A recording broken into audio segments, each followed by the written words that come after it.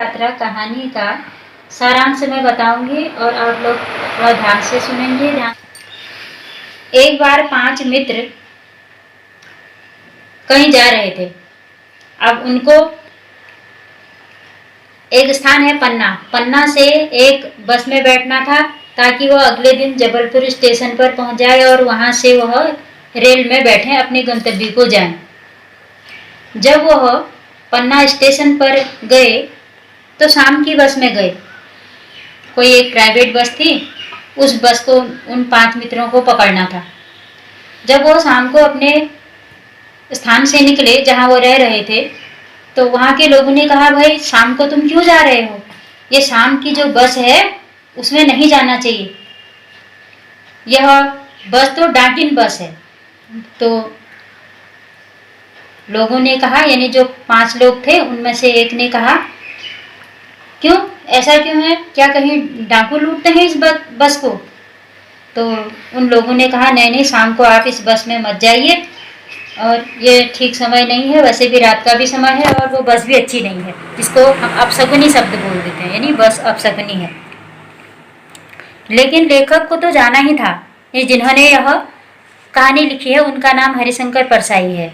तो हरिशंकर परसाई अपने 4 अन्य दोस्तों के साथ जा रहे थे। तो हरिशंकर परसाई जो लेखक थे, उन्होंने कहा, भाई हमें जाना है, इसलिए वो स्टेशन की ओर चल दिए।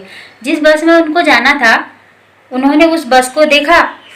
बस बड़ी वयोवृद्ध लग रही थी। वयोवृद्ध का मतलब है बुजुर्ग। अब यहाँ बस तो बुजुर्ग नहीं हो सकती है, जिसको हम बोल देते हैं अपनी सामान्य भाषा में खटारा। लेकिन कहानी बहुत पुरानी है, इसलिए जहाँ गंतव्य में उनको जाना था, पहुँचना था, क्योंकि एक ही बस थी, हर हाल में उनको बैठना था उस बस में। सब लोग बस में बैठ गए और बस में बैठने के बाद लेखक ने देखा, अरे ये बस तो बहुत पुरानी है, इसका क्या हाल हो रहा होगा, या आगे हमको ले जा भी पाएगी, नहीं ले जा पाएगी। उनके मन में बहुत सारे प्रश्न उठने लग गए। उनको याद आने लगी कि जब हम घर से निकल रहे थे, हमें लोगों ने सलाह दी थी कि इस बस में मत जाइए, ये बस डाकिन है।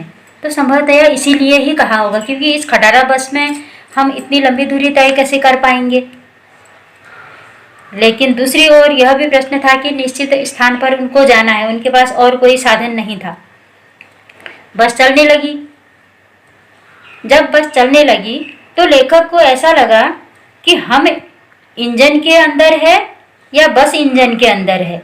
ऐसा लगा कि जैसे सारी बस ही इंजन होगी या हम इंजन के ही भीतर होंगे। यानी बहुत कसमसाहट हो गई, असमंजस में पड़ गई कि क्या हुआ। ऐसा कहने का मतलब ये हुआ कि गाड़ी बहुत आवाज़ कर रही होगी, बहुत पुरानी गाड़ी है, जिसके लिए मैंने खटारा शब्द प्रयोग किया था, तो इसलिए उसके सारे अस्थिपंजर गाड़ी के ढीले थे, कल पुर्जे जिस प्रकार के जो भी होते हैं गाड़ी में।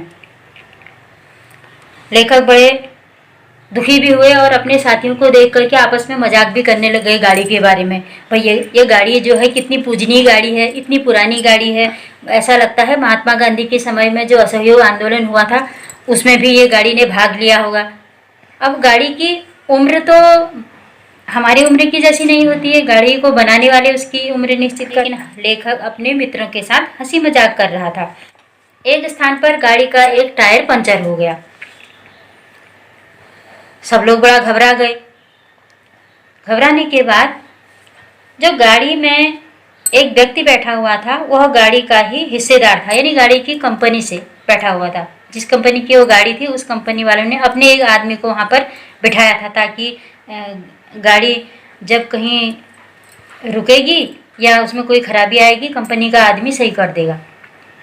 लेखक और उसके दोस्तों ने कंपनी के उस साझेदार साहब को बड़े ही श्रद्धा भाव से देखा। वो श्रद्धा भाव से इसलिए देखा, उनको लगा कि अगर गाड़ी का टायर पंचर हो गया कोई बात नहीं, अब ये हिस्सेदार बैठा है, ये तुरंत ही टायर बदल देगा और गाड़ी को सुव्यवस्थित अपने गंतव्य तक ले जाएगा, हमें कोई परेशानी नहीं होने देगा। इस भाव से उन्होंने उस हिस्सेदार को देखा, कंपनी के हिस्सेदार को।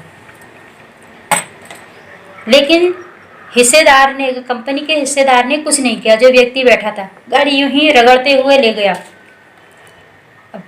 गाड़ी का टायर पंचर था, मैंने भी आप लोगों को बताया था। रास्ते में बहुत बड़े बड़े पेड़ दिख रहे थे। लेखक को ये तो पता ही था कि भाई गाड़ी को घसीटते हुए ले जाया जा रहा है, कभी कुछ भी हो सकता है। रास्ते भर में घना जंगल था, हरे भरे पेड़ थे। लेखक को उन पेड़ों को देख करके प्रसन्नता नहीं हो रही थी। हरे भरे पेड़ों को देख करके प्रसन्नता न हो करके उनको डर लग रहा था कि कब यह बस इन हरे भरे पेड़ों से टकराती है और कब हमारा अंत समय आता है। बहुत डर लग रहा था उनको, क्योंकि गाड़ी ही ऐसी थी खटारा। बार बार मुझे इस शब्द का प्रयोग करना पड़ रहा है गाड़ी की दशा को देख करके। लेकिन जैसे तैसे करके लेखक आगे चलते रहे।